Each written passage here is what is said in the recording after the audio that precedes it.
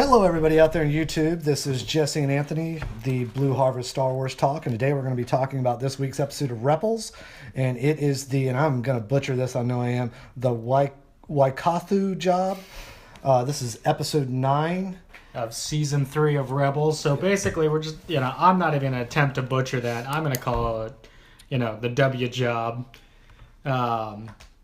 But, before we dive into it, I got to say, we flicked on the TV and Revenge of the Sith was playing on, TNT? Yeah.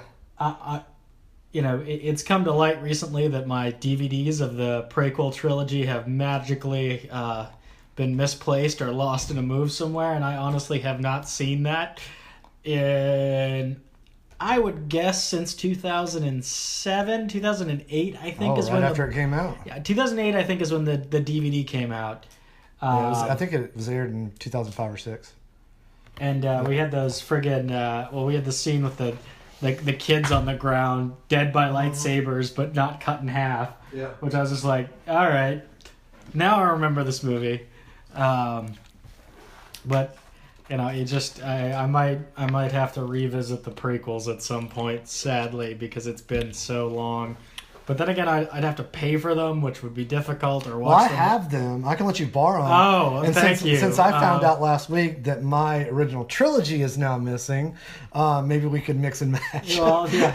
Glad between the two of us we have all of Clone Wars, the prequel trilogy. Yeah. And I think I can dust out a VCR so we can watch the actual theatrical cut of Star Wars, which is the only thing that's keeping me from buying the Blu-ray. Just Disney, put out both cuts on discs for me. Those DVDs that have the theatrical cuts are just hard to find and way too expensive. Anyway, back to Rebels. So what did you think of the W Job? Yeah, I mean, it's another throwaway. I'm really hoping that there's just so many good stories with Darth Maul and with Thrawn and moving this forward with the rebellion. I just really wish they'd tackle some of that stuff instead of having these throwaways. And maybe Rogue One is the reason. Maybe we gotta wait till after that. We're getting throwaways until Rogue One. Maybe because maybe it would just screw up plot scenarios. I don't know. I'm hoping. Okay, so for those that don't follow that aren't current on Rebels and for some reason listen to us, thank you. But to summarize the plot of this episode, you've got Hondo, who is that scheming mercenary. And I like him. He's always a good fun. Yeah, I mean, but just the plot, real quick. He shows up at the beginning of the episode. He's obviously still good with Ezra. Yeah. And sells them on a job. It's a heist job. And as per usual, it's not all the details explained. Wackiness ensues. Yeah, he's definitely shady, and he's tricking them into helping him. And they brought the pig alien thing from season 1, I think, has come back, and another one of these sketchy guys.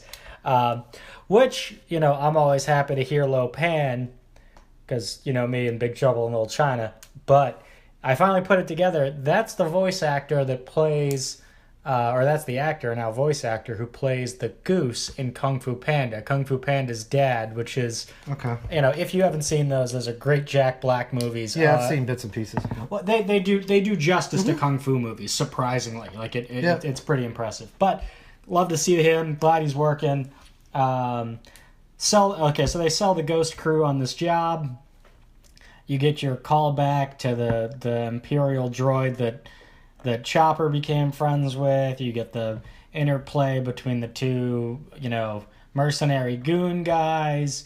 Yet Zev was kind of the away team lead on the mission. He must have got a promotion or did something right because he was actually involved. Well, but I mean, it makes sense. I would put him in charge because it'd be like, okay, you can't trust these guys, and Ezra has way too close a relationship, so he can't be in charge.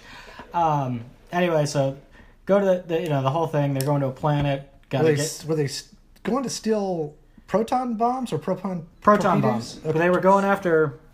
So you have them going after the Ghost crew. Want to get proton bombs. The Hondo and the pig alien want to get other treasures that are on this thing. and obviously they end up setting off the chopping mall, self security droids. Oh yeah. And nonsense ensues. They escape. Kind of low action. It really didn't. This was a quick episode. I think a lot of these kind of give the dialogue and the interplay between the characters, but it brought up an interesting point that they're pulling these proton bombs to the Ghost on zipline cords using magnetic zipline cords that using anti-grav magnetic things. But like, oh, if we jostle them too much, they'll explode. Okay, in the future we have proton bombs, but if you jostle them too much, they explode. Yeah. All right, Star Wars, love you to death, but sometimes your technology is the little backwards. Yeah. I can levitate and pick these things up, but if we shake them, they explode. All right.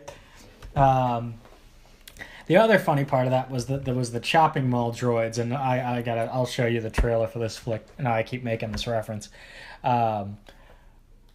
Are way too powerful. I mean, these guys, 3 of them run off Zev. Ezra doesn't even pull out the lightsaber and fight them. I was just getting ready to say that. I'm sitting there watching it. I'm like, he went through a corridor of stormtroopers like they were not even there in the beginning of the season, and he's cowering behind a crate, right, with a blaster. Right. It just never even thought about, like, he took out a scout walker. Not to mention they're hanging out in a hangar with these chopping mall droids shooting at these proton bombs. Yeah. And it's like what like, so a lot of I mean, again, I like seeing Zev. I like seeing Hondo. I like seeing Pig Alien. I need the writing tightened up. The other side is Kanon was like on the ship. You see him at the beginning of the episode. He says like one line of dialogue, and you see him at the very end. What is he doing? The blind guy can't go on away missions anymore? Like, what is up with... Well, honestly, like, he has blinds. Well, but no. That was... Okay, so as much as I'm going to bash on the plot of this episode and the writing and some of that whole, I absolutely loved the Hondo lines early in the episode. It's like, well, you must be blind to ignore this opportunity. Oh yeah. Like, that. Those were great bits. Yeah. I mean, it pretty quick episode. I don't know. What other thoughts do you have? Anything jump out? Not really. I mean, that's. I'm just really hoping that some of the. I mean, they've got some real opportunity for some really good stories with Thrawn, and I mean, even. I need an overarching plot. I need the season to. I need it to move forward. I mean. There's just such good stuff there. Why are they not using that? Why are we doing these And hey, maybe the whole purpose of getting these proton bombs will pay off 4 episodes down the road with something that they have to go do. Right. But I'm really hoping that maybe some stuff they're holding off on until after Rogue One because they don't want to screw up Rogue One or vice versa. So, if that's the case, I'll be okay with it and understand. But, we've probably been... This is episode 9. Yeah. It's probably been a good 4 episodes that have just kind of really not been that good. Like, they seem like they don't have anything to do with all the other stuff that's going on. Yeah, and I need more from the show. I want to see Thrawn. I think greater Thrawn plot. Being in each episode, even a little bit, like, would enhance it. Yeah, a little more.